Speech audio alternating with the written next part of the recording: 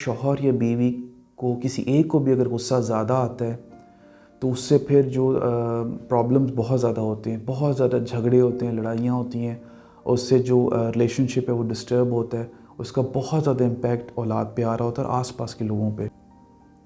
अस्सलाम वालेकुम, मेरा नाम डॉक्टर जुनैद रसूल है। मैं एक कंसल्टेंट साइकियाट्रिस्ट हूँ और मैं यूनिवर्सिटी ऑफ लाहौर के साथ मुंसलिक हूँ। वहाँ के मेडिकल कॉलेज में पढ़ाता हूँ और इवनिंग में एक क्लिनिक है फेवर क्लिनिक के नाम से, उसको हम रन करते हैं।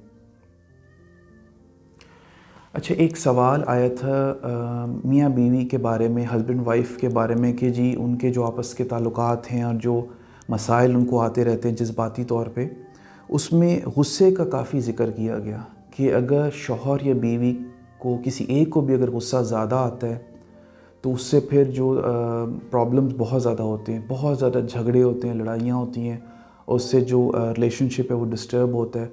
उसका बहुत ज़्यादा इम्पैक्ट औलाद पे आ रहा होता है और आसपास के लोगों पे। तो इसमें जो 2-3 चीज़ें आई थिंक मैं कहना चाहूँगा कि ये बहुत इम्पॉर्टेंट है कि आप ये समझें कि जो गुस्सा है ना, गुस्सा हम डाइवोर्स की एक बड़ी तरीन वजह आप समझ सकते हैं। उसकी वजह ये है कि और सारे मामलात तो पहले ही इंसान एक दूसरे के बारे में जान जाता है, लेकिन गुस्सा अगर ज़्यादा है किसी एक में या दोनों में है तो फिर तो और भी ज़्यादा प्रॉब्लम की बात है। ये कई दफ़ा इतनी इससे प्रॉब्लम बढ़ जाती है कि इंसान सेपरेट होना या अलग रहना बेहतर समझ रहा होता है। तो गुस्से को कंट्रोल करना, इसके बारे में जानना आई थिंक बहुत ज़रूरी है।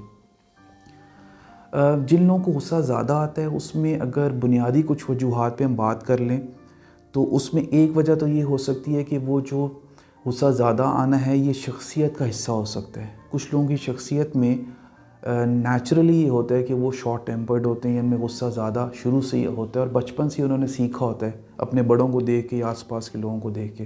तो एक तो शख्सियत का हिस्सा होता है कई दफ़ा गुस्सा ज़्यादा आना।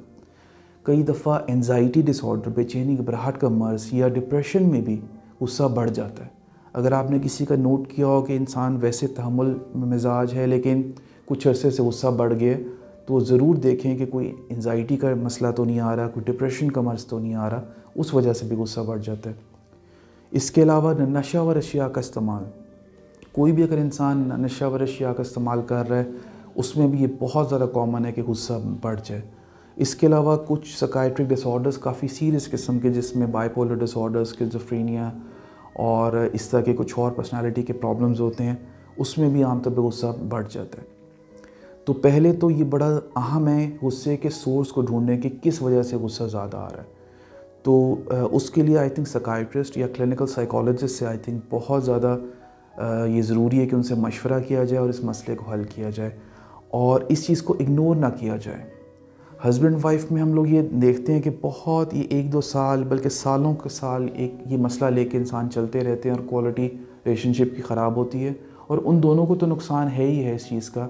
और इस टॉक्सिक माहौल में जो बच्चे परवान चढ़े होते हैं उनमें बहुत बुरा इम्पैक्ट आता है, बल्कि वो भी ये सारा बिहेवियर सीख लेते हैं। इसमें बहुत इंपॉर्टेंट है कि कॉन्फ्लिक्ट को कैसे रिजॉल्व करना है। डिफरेंस ओपिनियन अगर आ गया हस्बैंड वाइफ में तो कैसे रिजॉल्व करना है। अगर गुस्सा करेंगे तो इसका मतलब है चीज़ बढ़ेगी ही बढ़ेगी। इसमें जो कुछ बेसिक टेक्निक्स पे आई थिंक बात करनी चाहिए कि एक तो गुस्सा अगर है तो उसको मैनेज करना चाहिए और उसके सोर्स को ढूंढें और जो भी उसका हल है उसके ऊपर साइकियाट्रिस्ट से मिलके या क्लिनिकल साइकोलॉजिस्ट से मिलके अमल करें। और उसमें एक हम ये कहते हैं कि अगर एक बंदे गुस्सा आया हुआ है तो दूसरा बंदा गुस्से में ना आए। ये बड़ा इंपॉर्टेंट होता है कि जब प्रॉब्लम उस टाइम ज़्यादा होता है जब दोनों एट अ टाइम गुस्से में आना शुरू हो जाए। इसके हवाले से हमारी कुछ वर्कशॉप्स होती हैं, एंगर मैनेजमेंट वर्कशॉप्स हैं, तो उसके बारे में अगर आपको कुछ तफसीलन मालूमात लेनी हो तो आप हमसे रब्ता कर सकते हैं।